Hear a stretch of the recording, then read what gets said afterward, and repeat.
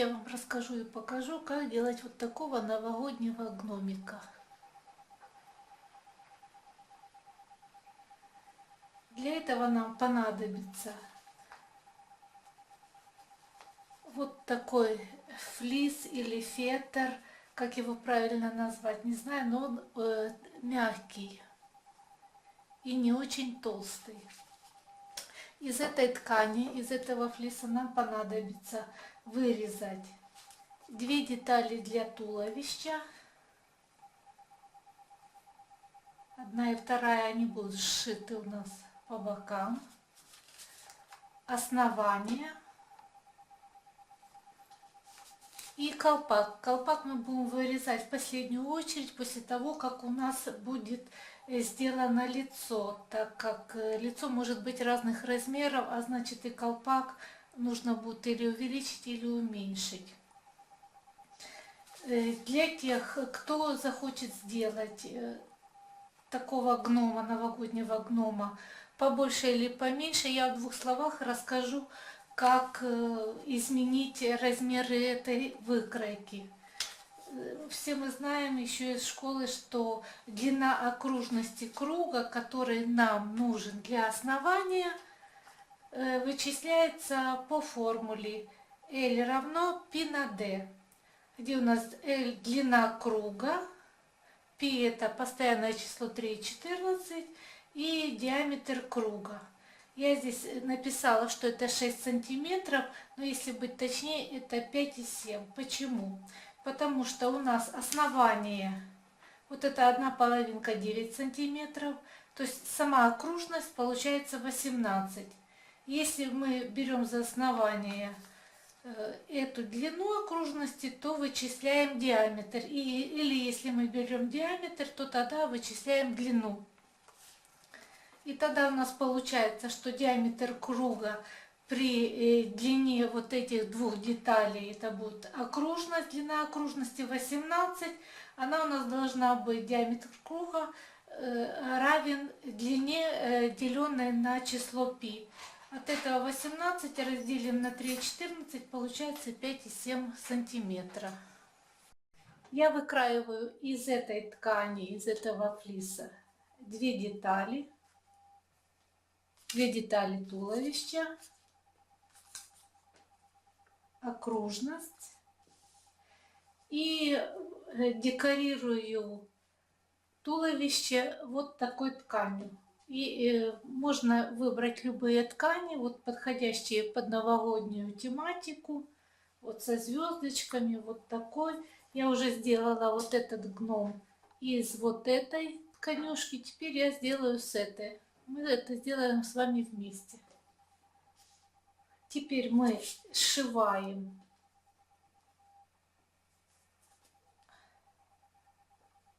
накладываем наш декор на флис и сшиваем на машинке. Можно вручную сшить одну часть ткани, одну сторону нашего туловища и другую, и потом вывернуть. Прошив обе детали нашего туловища, мы ее выворачиваем. И здесь есть два варианта, как его пришить. В этом случае я пришивала с изнаночной стороны и потом выворачивала. Но также можно пришить и с лицевой стороны, особенно если у вас есть какая-нибудь красивая декоративная нить, вот, например, золотая. Я буду пришивать красной. Попробуем этот вариант.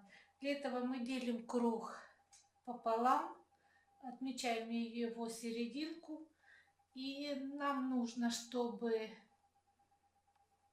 наши боковые части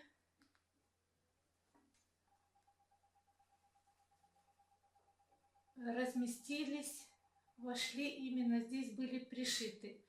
Начинаем пришивать с одной стороны, потом если как-то не помещается, немножко не рассчитали длину и окружность, и диаметр, то можно потом просто немножечко вот так сузить наши детали, и она хорошо пришьется.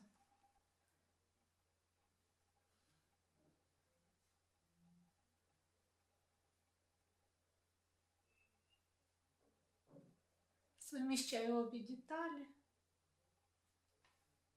но немножко отступаю от начала деталей, потому что в конечном результате, возможно, нам придется немножко сделать подгиб.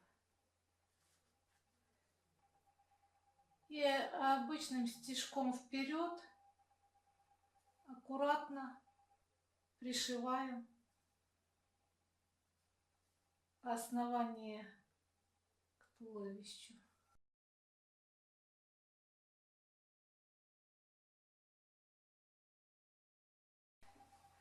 Вот мы уже и дошили все по кругу. Все мы рассчитали, вырезали правильно.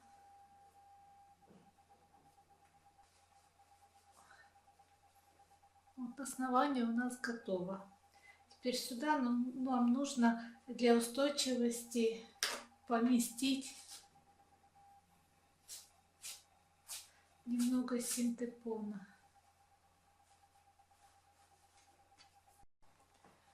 Туловище у нас уже готово.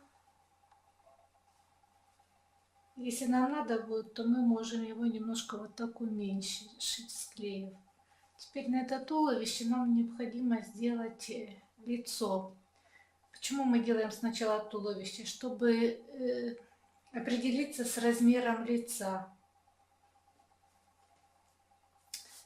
Для этого берем синтепон. У меня вот я покупаю вот такой синтепон, он толстенький. И я его, у меня просто нету другого варианта.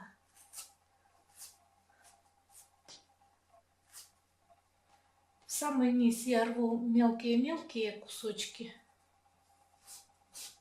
А поднимаюсь наверх, и самое главное их разделять, слои разделять. Это в моем случае именно с этим синтепоном.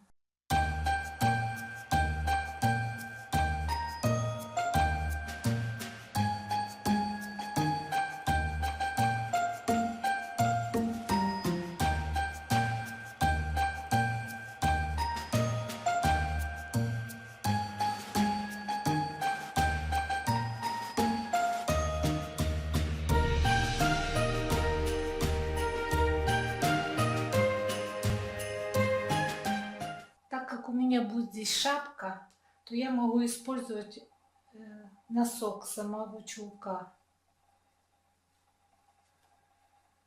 Это только в данном случае.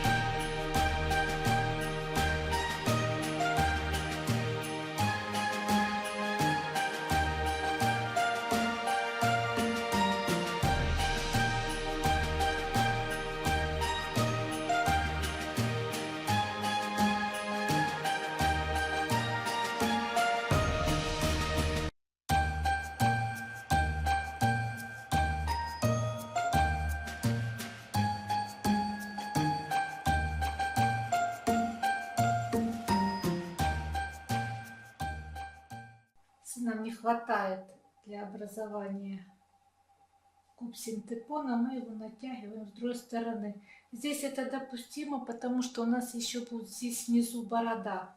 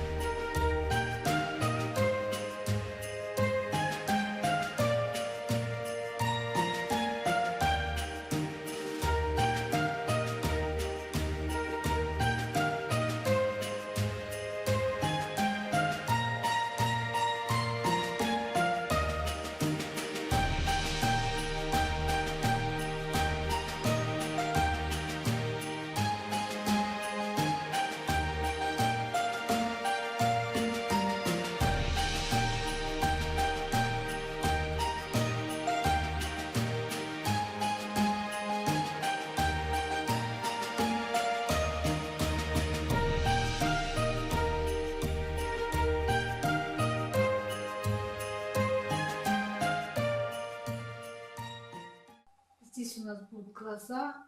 Я сделаю несколько стежков для того, чтобы глаза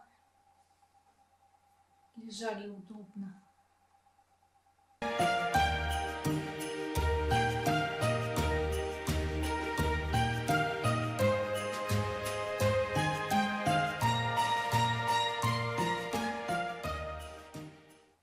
Немножко далековато, надо еще сделать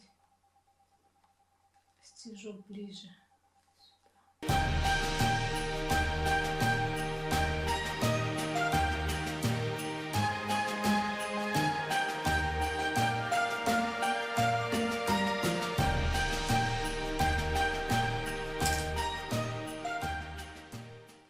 Лицо готово. Теперь нам нужно сделать вот такой шарик из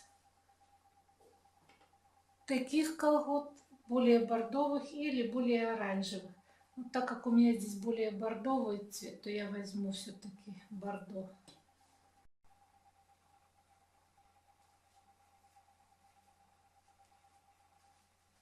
Если будут колготы более плотные, то более насыщенный цвет будет нашего шарика.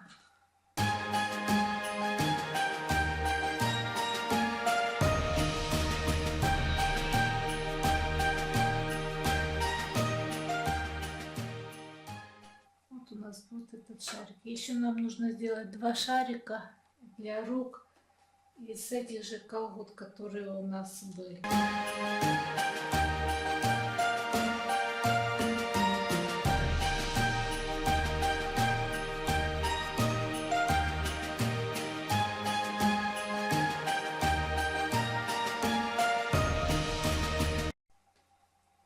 Делаем макияж лица. Здесь немножко оттеняем наши глазные ямки.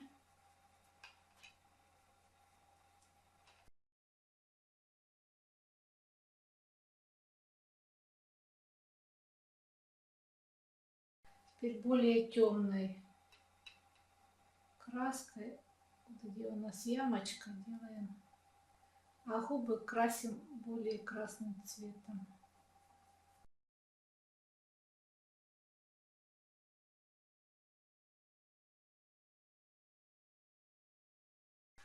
Теперь наносим румяна.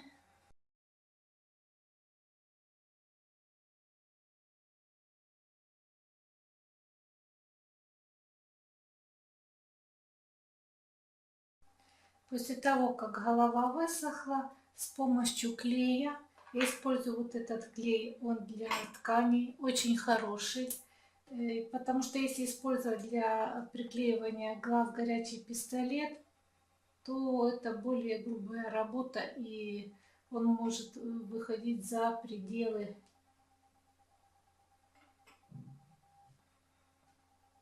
за пределы глаза, то есть его будет видно на чулке. Это будет выглядеть неопрятно и некрасиво. Я немножко приклею нос, но я его доклею потом горячим пистолетом.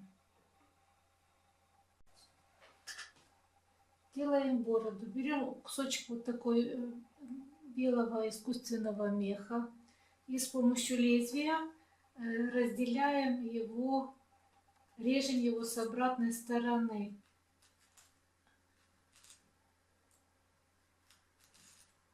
Чтобы у нас не было поврежден сам мех, сама опушка.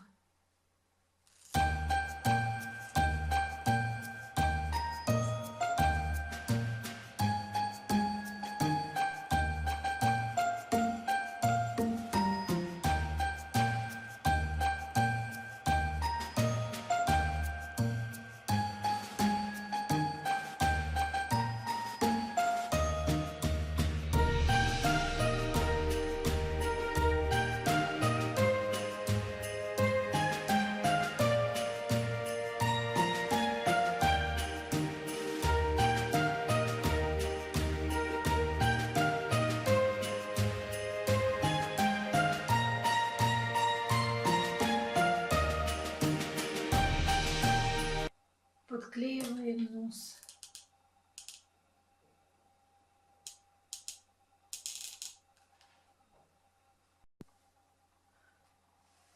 Теперь мы приклеиваем, заклеиваем. Можно и зашить наше туловище.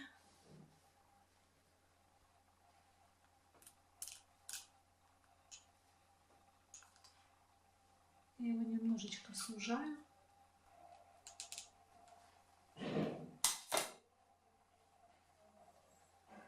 И теперь приклеиваем голову.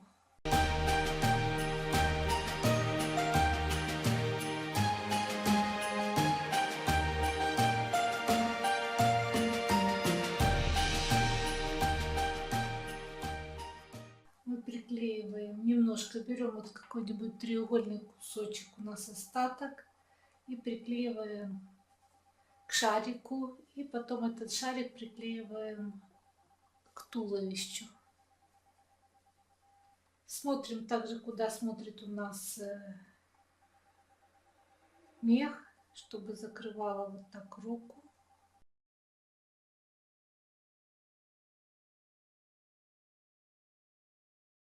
Вот у меня есть выкройка такого колпака.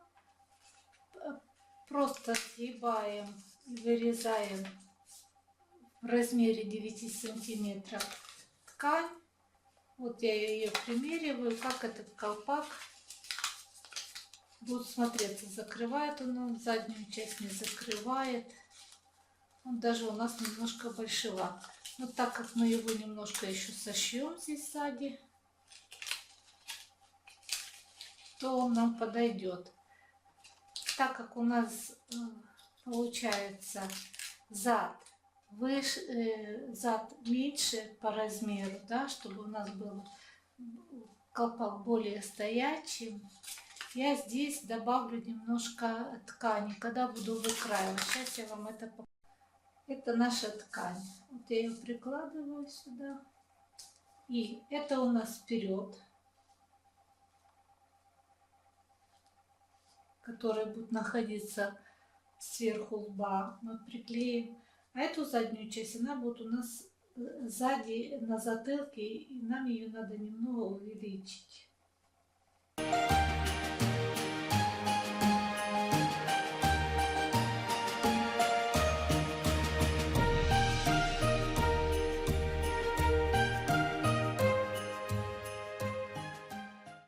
И вырезаю. Теперь нужно приложить и посмотреть, как это будет перед тем, как сшить.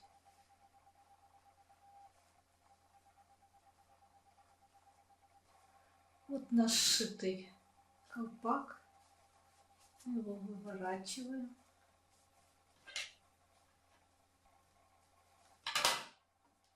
Видите, он у нас получается сзади длиннее. Вот он у нас закроет полностью затылок. праздничная лента новогодняя.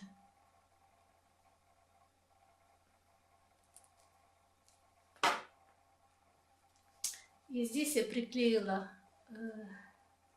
веревочку, чтобы он мог бы стоять, и его можно было бы повесить на елку или на дверь. Поэтому я с этой целью я буду использовать и эту ленту. То есть у меня должен остаться вот такой длинный кусочек ленты, отрезок, для того, чтобы я могла потом повесить.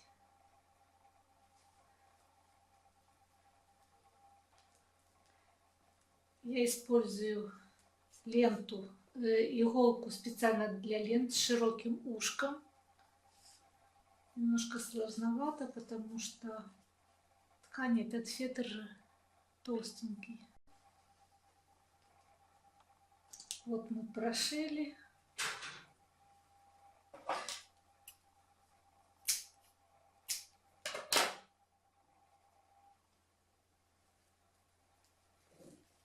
Пока мы не затягиваем, пока не приклеим наш колпак, и в серединку нужно немножко добавить синтепона.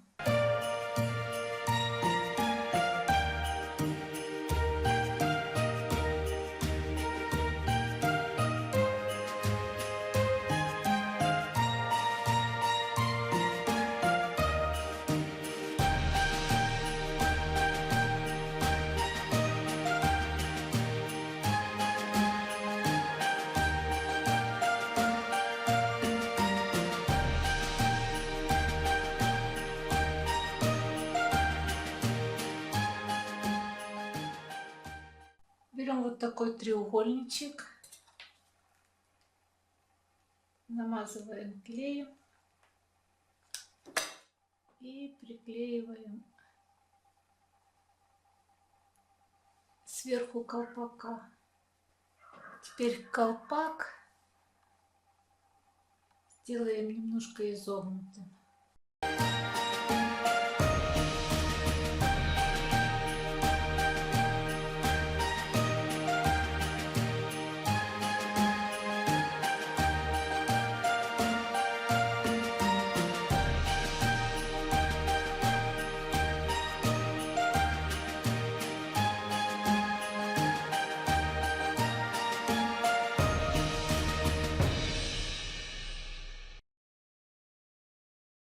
Можно оставить так.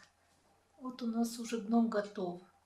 А можно еще украсить колпак вот с той же ткани, которую я использовала для этого гнома. Приклеить звездочки или вот такие веточки.